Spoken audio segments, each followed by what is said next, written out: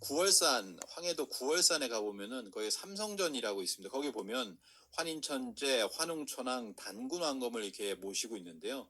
거기 보면 이제 환웅천왕을 중앙에 이렇게 모시고 있죠. 사실은 우리가 이제 우리나라 절에 가보면 대웅전이라고 있습니다. 이 대웅전이라고 하는 것은 태백일사 신시본기에 보면 이렇게 나오는데요.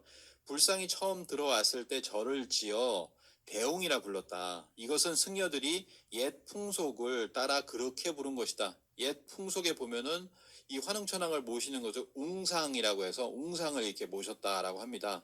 근데 그것이 환웅천왕을 모시던 게 거기에 석가모니 불상을 이렇게 모시는 대웅전이 되었다라고 하는 것이죠. 그래서 우리나라가 참 뭐 중국에도 있지만 대웅전이 굉장히 많습니다. 그래서 대웅전이 이제 중앙에 있고요. 그 외에 뭐냐면 우리가 이제 일본에서도 이제 신불스파합이라는 말을 많이 쓰는데 실제로 우리나라의 어떤 고유 종교를 이제 신교라고 하잖아요. 신교와 불교가 합해진 어떤 모습이 많이 보여지고 있는데 우리나라 고유 종교의 모습을 볼 수 있는 것이 뭐냐면 칠성각입니다. 칠성각.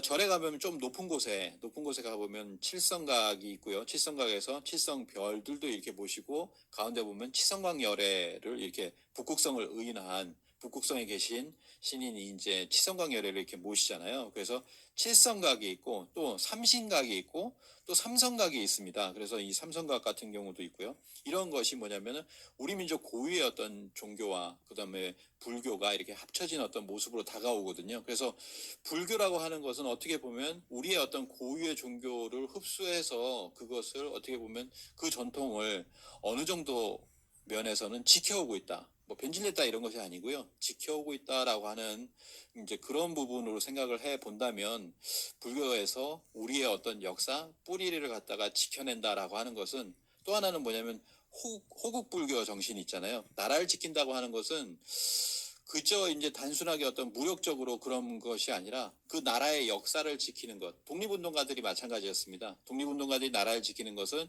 투트랙으로 해가지고 역사를 지키는 걸 함께 해온 독립운동가들이 많다라고 하는 것이죠. 그러면서 그런 면에서 호국불교로 하셨던 이 우리나라의 어떤 불교 같은 경우에는